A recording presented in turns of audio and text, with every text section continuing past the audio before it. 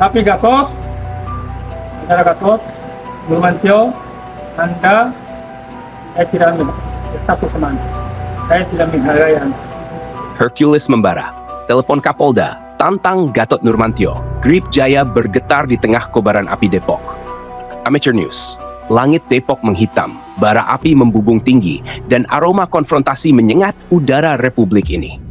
Insiden pembakaran mobil polisi yang terjadi di Depok baru-baru ini bukan sekadar peristiwa kriminal biasa. Ini lonceng peringatan keras yang menggema dari jantung ibu kota hingga pelosok negeri. Di tengah kobaran bara, dua nama besar saling bertaut dalam pusaran kontroversi. Rosario de Marshall alias Hercules, sang ketua umum Gerakan Rakyat Indonesia Bersatu, Jaya, dan Jenderal Purnawirawan Gatot Nurmantio, mantan Panglima Tentara Nasional Indonesia. Kala mobil aparat negara dilalap api, Gatot Nurmantio naik pitam. Ia menegaskan, kalau saya diam, orang akan menyangka bahwa polisi sudah tidak ada. Ini bahaya besar bagi negara kesatuan Republik Indonesia. Ucapan itu menusuk keras, bukan hanya ke jantung Grip, tetapi juga langsung memantik bara di dada Hercules. Baginya, tudingan Gatot adalah tamparan keras yang tak bisa dibiarkan mengambang tanpa respon. Hercules langsung bertindak. Ia tak membuang waktu. Telepon diangkat, sambungan langsung ke Kapolda Metro Jaya Irjen Pol Karyoto dan Kapolres Metro Depok Kombes Pol Abdul Waras dilakukan tanpa basa-basi. Perintahnya jelas, padat, dan membahana. Tangkap semua pelaku. Tindak mereka habis-habisan. Kalau perlu, tembak kaki mereka semua. Suara Hercules bergetar oleh amarah sekaligus ketegasan.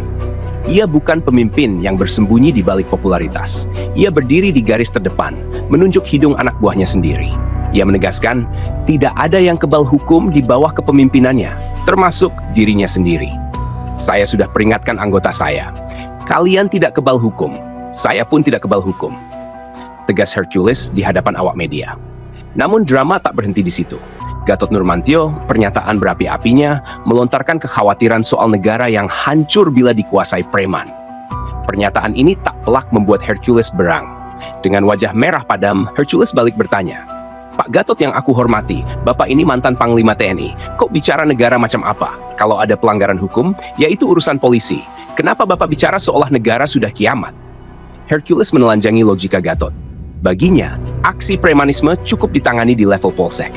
Bila Polsek tak mampu, Polres turun tangan, diperkuat Jatanras dan Brimob. Selesai. Kok Pak Gatot bicara sampai berapi-api? Sorot Hercules dengan nada menusuk. Tak hanya Gatot, nama Sutioso, mantan Kepala Badan Intelijen Negara, sekaligus Purnawirawan TNI, turut terseret dalam pusaran panas ini. Sebelumnya, Hercules sempat melontarkan ucapan kontroversial kepada Sutioso dengan menyebut idiom mulut bau tanah. Namun, dalam momen ini, Hercules menunjukkan sikap besar hati. Ia secara terbuka meminta maaf. Pak Sutioso yang saya hormati, saya minta maaf sebesar-besarnya. Kepada Bapak, kepada anak cucu, dan keluarga semua. Namun maaf kepada Sutioso tidak berlaku untuk Gatot Nurmantio. Kepada Gatot, Hercules malah menabuh genderang perang kata-kata. Saya tidak takut sama Anda, saya tidak menghargai Anda. Tegas Hercules dalam pernyataan yang membela opini publik. Menurut Hercules, Gatot telah kelewatan dengan menudingnya preman bengis. Aku salah apa Pak Gatot? Kok Anda bisa seganas itu pada saya? Saya sedih loh, Pak Gatot yang saya hormati, bisa sebegitu marah seperti saya pembunuh berantai saja. Sesalnya. Di balik semua kegaduhan ini, ada catatan sejarah panjang yang tak boleh dilupakan. Grip Jaya, organisasi yang dipimpin Hercules sejak tahun 2011, bukanlah ormas karbitan.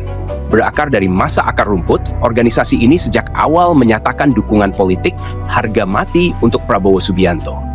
Dari peresmian kantor besar di Palmerah, Jakarta Barat, hingga ajakan memenangkan Prabowo di Pilpres 2014 dan 2024. Grip berdiri kokoh sebagai benteng dukungan setia. Kini, dengan kemenangan Prabowo sebagai Presiden Republik Indonesia ke-8, keberadaan Grip semakin meluas dan anggotanya bertambah besar. Tapi kejadian di Depok adalah noda yang tak bisa dihapus dengan mudah. Kesimpulan, kejadian Depok bukan sekadar pembakaran mobil polisi. Ini pertarungan citra, wibawa, dan eksistensi hukum negara.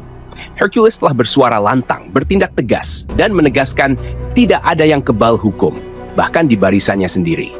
Namun, Gatot Nurmantio pun berhak khawatir, sebab setiap tindakan premanisme sekecil apapun adalah ancaman nyata bagi tatanan hukum dan ketertiban nasional.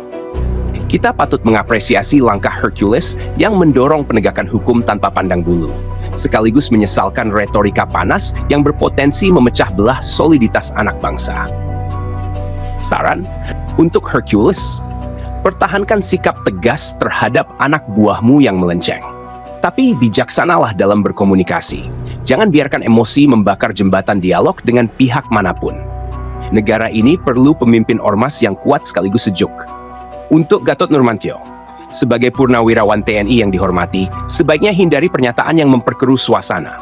Ingatkan rakyat dengan keteduhan, bukan dengan bara api. Percayakan penegakan hukum kepada institusi yang berwenang.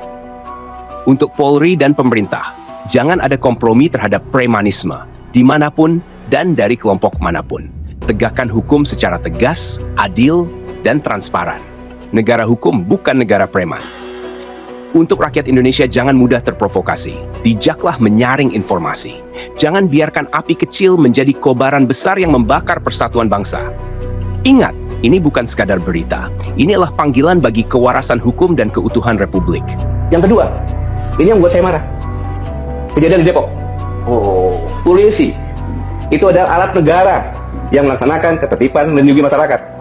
Ketika akan menangkap, dilawan, dikepung. Negara apa ini?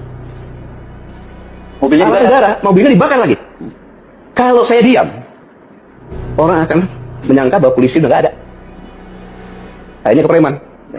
Ini bahaya untuk negara kesatuan Republik Indonesia.